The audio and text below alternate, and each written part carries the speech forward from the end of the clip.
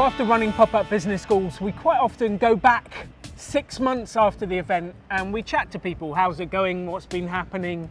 And quite often people tell me, I haven't got enough sales. I've not been selling enough. So I ask them, well, how many people did you contact? And they say, well, I sent 10 emails and now I'm waiting. And waiting. And waiting. And still Stop waiting. waiting! Don't wait! Stop waiting. If you want a sale to happen, don't send an email and wait for a reply. So don't wait. Follow up, follow up, follow up, follow up. Send those emails, do those calls, do those pitches. Make sure you follow up to get those sales. And if you're waiting, stop it. Get off the couch and do it.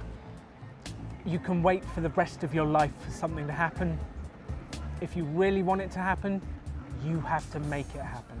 And we have an entire series of events coming up in 2018 that we're really excited to share with you.